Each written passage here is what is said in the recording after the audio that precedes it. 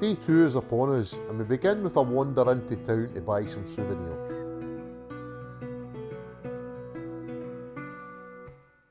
Today's target is the Laxey Wheel, the Point of Ayre lighthouse and the Transport Museum in Jurby. Our route up to Laxey takes us alongside the electric railway and past the high cliff edges of Growdale.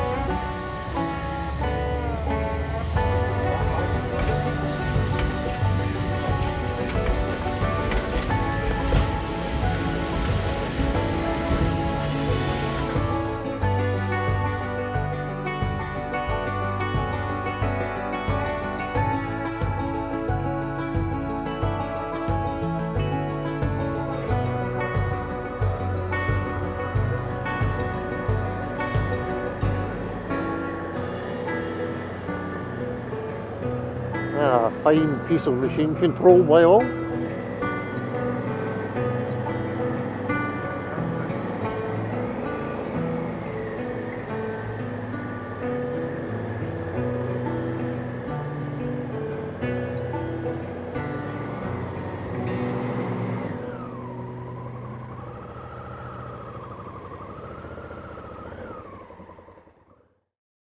By complete coincidence, the Great Laxey Wheel has been subject to a major renovation and has been clad in scaffold for the last 2 years.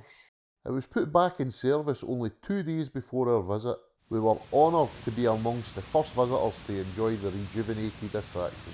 It's the largest surviving water wheel in the world, measuring 72 foot 6 inches in diameter, which is estimated to produce around 200 horsepower. It was built in 1854 to drain water from the nearby zinc and lead mines. The wheel drives a crank, which connects to a rocker, which would have been connected to a 600 foot long pushrod along this parapet. This pushrod was connected to another rocker at the mine head, driving a series of 5 plunger pumps at 300 foot intervals. Water was lifted from 1500 foot below ground at a rate of 250 gallons per minute. This is a true spectacle of engineering that kept the curious minds of 3 mechanical nerds and a civils geek entertained for very nearly 2 hours.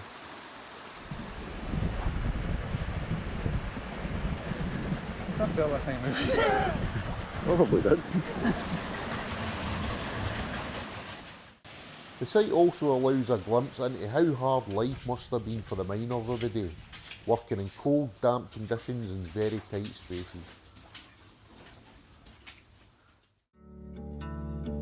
Back on the bikes, we're heading for Ramsey and then up to the Point of Ayre lighthouse.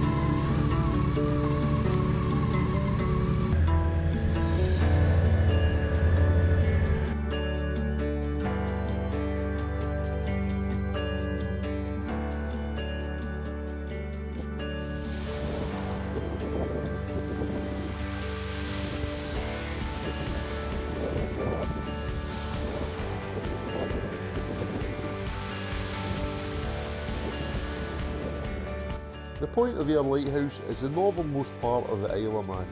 Despite being the oldest lighthouse on the island, first lit in 1818, it remains in active service with modern navigational technology.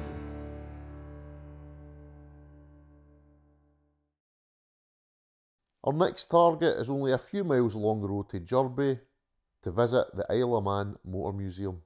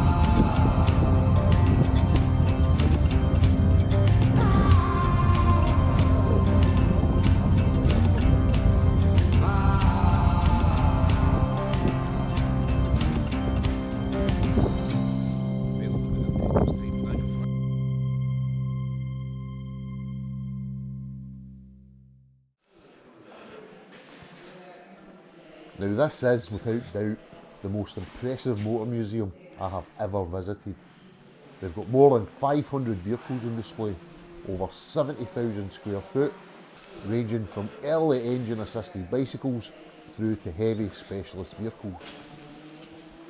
It's very motorcycle focused, with approximately 300 of the exhibits being bikes.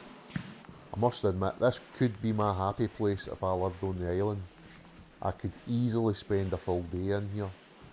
A lot of motorcycle museums are heavy on vintage and veteran machines, often unused for decades. But the bikes here are super relevant to my generation, with many of my dream bikes from the 1970s through to the current day.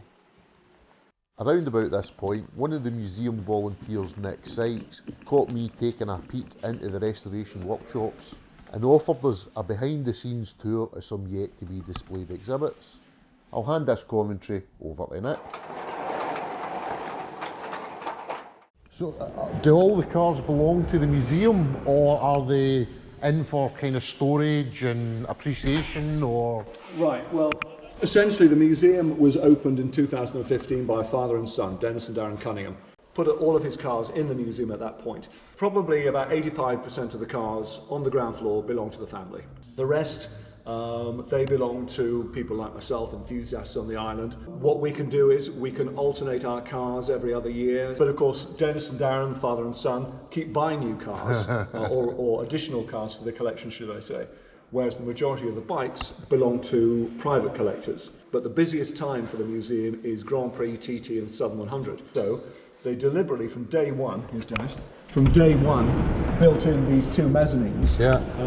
But we had such demand that we built this wall of bikes as well. So this is Dennis Cunningham, the owner. Nice to meet you. You can see here. So it is a Somoto. That's the one, yeah. So all the original sales brochures. So this is a little motor, which it would appear Well, Dennis, you Take me a pedal of a wheel. Put it on the bike. Yeah, pedal bike, yeah. But you see, it's never been out of its box. Wow. It's absolutely original. As I open this door here, but it's an astonishing thing. We can't get it into the museum, it's just too big. Oh, good grief.